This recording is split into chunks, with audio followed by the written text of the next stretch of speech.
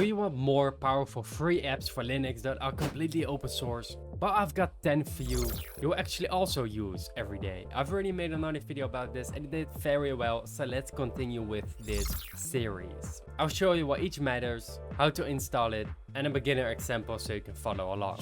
Before we will begin, please consider subscribing. 99% isn't, and you will be a winner if you did. It's just one button down below. You actually help us out a lot. Let's get on first one. Well, I think you already know this one, but it is open source. It is called OBS Studio. Well, I use OBS Studio while recording this video. It looks pretty high quality. The settings are great. There's a lot of plugins and I can tell you all about it. But let me show you how to actually install it on Linux. Very easily, go to Firefox, which is always easiest. Or, wait, let me show you an alternative. If it is in your store, congrats. Let's go to the App Center or Software Store, whatever yours is called. And let's search for OBS firstly. If it has it, it will save you tons of time. There you go. It's unofficially, but it will work. Right here, let's go and install OBS Studio just like this. Enter the password. And an alternative, if it is not in your store, is very easy. Just search for OBS Studio. Let's go and click on download right here. Let's go and click on Linux. You can actually get it on FlatHub right here. And to get it for Ubuntu, just get this repository, update it, and then get OBS Studio. Like I said, I'm using it while recording this video, and this is quite how my UI looks like. Pretty interesting. I got my scenes, my controls. Right below I got my vertical screen, which I can actually turn on and you can directly see me, but I have it turned off to save some performance, you know. I mean, it has vertical. I also have multiple things. Like, what is pretty cool is I can actually multi-stream, multi-output. I got it right here. That means I can stream to Twitch, YouTube, and another YouTube channel all at once, which is really cool. But now I've installed OBS on Linux. Let's open it. It is actually pretty simple UI. So let me show you how to use it. The first screen is this one. I actually recommend you keep it on streaming unless you're only going to be recording, but that's fine of course. Let's optimize it for streaming and then put our resolution down, which is completely fine. We can actually put down 30 FPS if you don't do gaming and 60 FPS if you do gaming. So let's go and do 60. Which service we'll be using for streaming, you can actually select it right here, but you can also set it up for later. It really doesn't matter. You can just click cancel right here. Left above you got file, settings, and right here we got multiple things like the cool UI, the output, and output's of course what the video is going to output eventually, and you gotta keep it on simple. Right here what I recommend for streaming is at least 5000 higher quality, and if you want high quality streaming, just do 8000. That's pretty nice. For the rest, this one is most important. Video encoder must be AMD or something like that. Don't be software, because it will be very bad. It means it's running on the CPU and it is video generated, so it's very bad.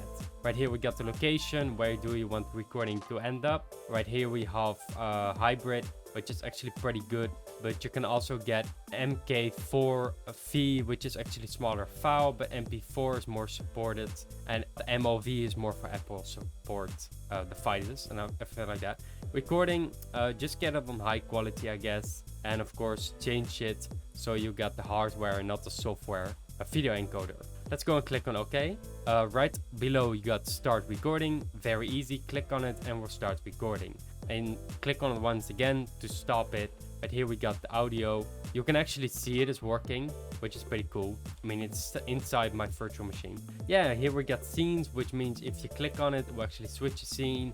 Sources, which is something like your camera and everything. And you can all place that down right here, customize it very nicely, and it even has plugin support. Let's type plugins, and right here we got the whole forum full of trillions of plugins. Let's move on to the next one, number 2. Do you want a non-linear video editor that is fully open source?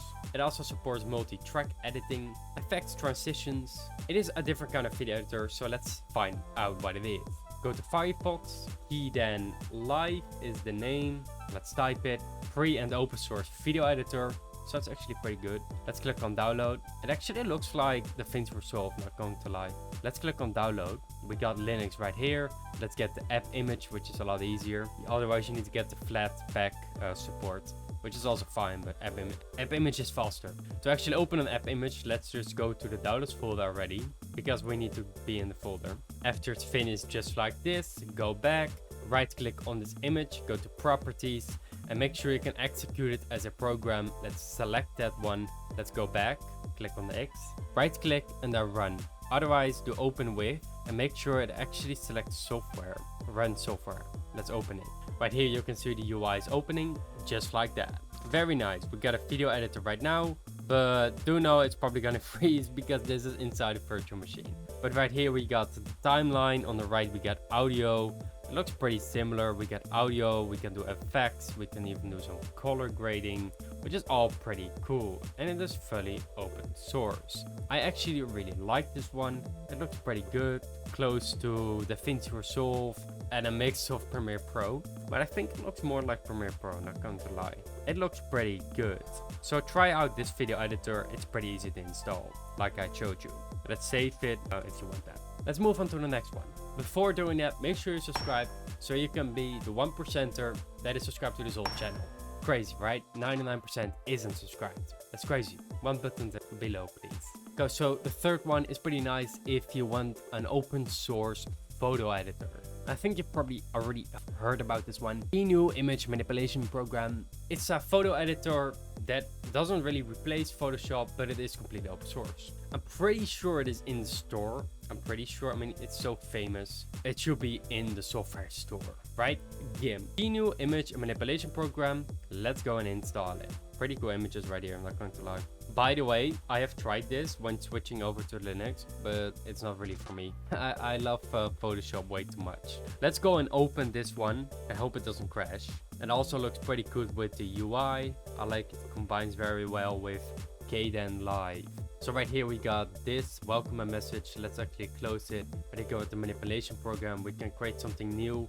Right here we can pick the resolution. So let's do this. There you go. We can draw something here if you want it. Ctrl Z is back. We can actually put a beautiful smile right here, or maybe make a heart just like this. And there are multiple things you can do. You can insert things, you can create things, and it is all open source, which is pretty lovely. On the right here we got the layers. Right above we got things you can draw with, I guess, which is pretty cool. On the left we got text, hello world. If you wanted to do that, we can actually select it with Alt and then left click. Very nice. Hello world and this heart. Very nice. And of course, yeah, subscribe please. Change the color just like this and then press on OK. Or actually you need to select all the text, I'm sorry. There you go. And now it works. Oh, I've destroyed it. Nah, I didn't. Very nice. Let's discard. The next one is pretty nice if you want an open source password manager. So it stores passwords, passkeys, and also nodes with end-to-end encryption. Open source, cross-platform, and even self-hosting. Looks like it. So let's go and open Firefox and get Bitwarden for ourselves. I actually can't believe this one is open source. Pretty nice. Let's go and click on this website. Let's go and get it from the desktop. You can also get it in the web, browser, SLI, whatever you want, server on your mobile. Let's get it on desktop. We got our Linux system, so we got Linux right here. Download on all devices. Let's get it on, those are browser extensions. Desktop applications, yes, this is Linux. Let's get it with AppImage right here. This is the one you need.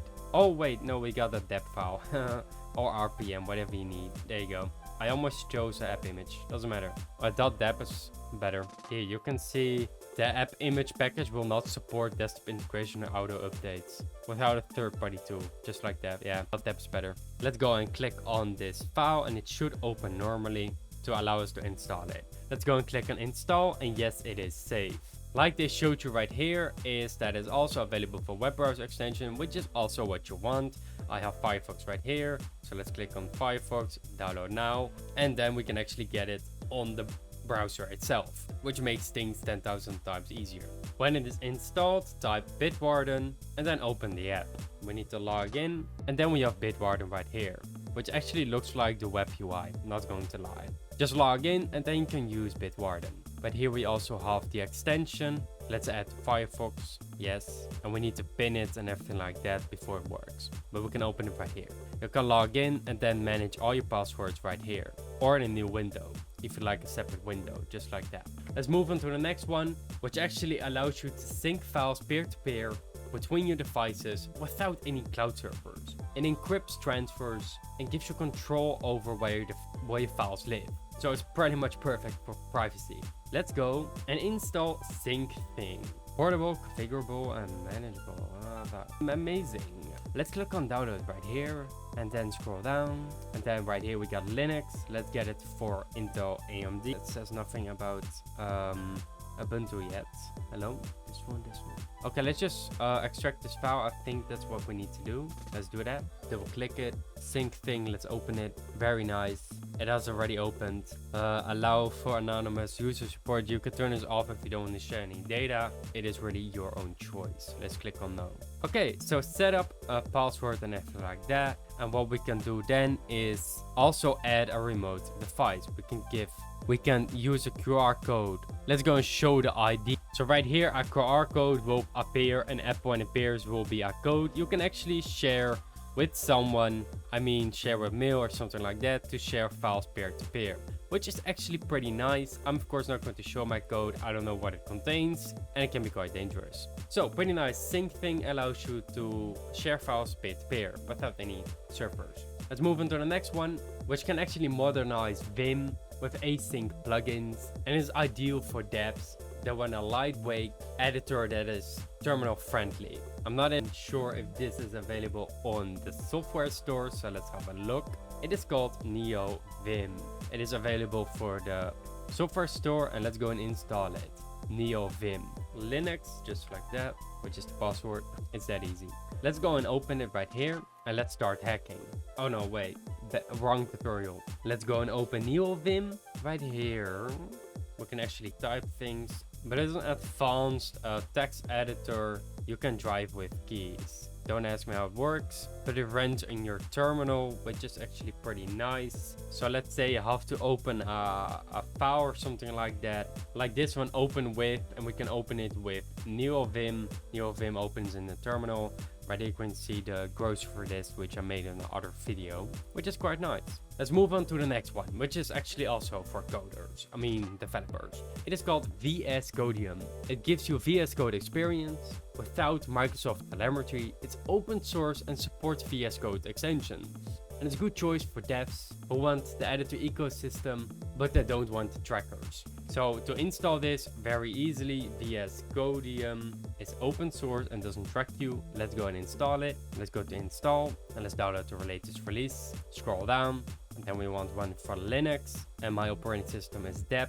So let's go and get that. Like I said, it's pretty much VS Code without all this stupid telemetry tracking.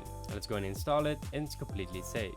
When it's installed, VS Codium can easily be opened just like that. By the way, it's also available in the App Store, so get it right there because it's a lot more stable and easier to install. Let's go and open it right here. And when it's working, this is what it will look like. Pretty much VS Code, but then completely open source, which is very nice, of course. Let's go and move on to the next one. Do you want a free vector editor for logos, designs, icons, and diagrams? It uses SVG as a native format and offers node editing and also path tools. Let's go and install this. It is called Inkscape. Inkscape is free and open source. Yes. Let's go and install it for Linux. Oh, it says in the App Store. Okay, let's go. I'm telling you 10,000 easier. Inkscape can be found in the App Store. Thank you so much. You're saving me so much trouble. And let's go and install it right here. Oh damn, it actually looks pretty good. Wow. I think it's like an alternative to Illustrator probably. Open source. We are winning. It's like a battle, you know. Here, diagrams. Wow, that's very nice. Don't ask me to create this. I've never used this app. Let's go and open it right here. We can actually change the canvas however we want it. Let's go and click on save right here. And I click on things. And let's open a new document. Don't ask me to create anything. I'm gonna try to do my best. Nice. And here we got a circle. Can I change the color? Here you go. Hold on. Oh, I can figure it out. promise. Here you go, I made something. Do you like it? Wait, not done yet. Star, text tool, or I don't know. Wait, what does it say here? Wait, hold on. Subscribe, yes please. Okay, so pretty nice. The next one is pretty useful if you want to do digital painting and illustrations. It has a brush and layers and everything. Let's go and install it. I'm gonna look if it's possible in the store. Krita, which is available for the store. Thank you so much. It's very nice if you want to do some nice illustrations. They actually look pretty good, not going to lie. I don't know if they're made in this app. It could be possible, but wow, that's actually pretty beautiful. Of course, you have the latest stable version. By the way, I don't know if I've mentioned this yet, but some of these apps, yes, I have used like OBS and GIMP and those things, but most of the things I find are on the web and there are top results and everything like that. And I'm like, hey, yeah, that's probably a top 10. Let's find out what they mean. So I don't know everything about this application. I'm not an expert in everything I show you, but I do know that they look pretty good. And I thought like, hey, yeah, that's probably a good recommendation. So yeah, and I'm still talking and it wasn't installed. Nice. Sometimes you have to wait, and this is the reason why they have invented this button in OBS. So after installing, make sure you open it so you can try out Krita. Let's hope this loading doesn't take 20 years. So now you will be able to draw things in this very cool graphical environment. I hope you enjoy, and it's open source. Let's move on to the next one. If you've ever installed any torrents, you might really like this one. It is lightweight, ad-free, with a clean UI, and also has web support, but I do recommend the application. It is called qBittorrent. It's actually the best torrent downloader. Let's go and see it in the App Store, qBittorrent, and then right here, qBittorrent. Let's go and install this one, Linux. It is a pretty simple UI and it will work pretty good. And of course, it's open source. Like for example, when you need to install the Ubuntu ISO again, you can do that with Torrent now, which is a lot faster. It actually breaks down parts of a file or a torrent and it just sends it in packages and it's a lot faster. So let's go and open it right here. This is how the UI looks like. All you can find right here is what is downloading, and it also has multiple categories, and also what is being tracked while downloading a torrent. You also have multiple settings here. For example, with tools we have options, which means we can easily change our download speed and everything like that, whatever we want. Like even how the UI actually looks like. If you want light mode, you can easily do that. And now I have a light mode BitTorrent.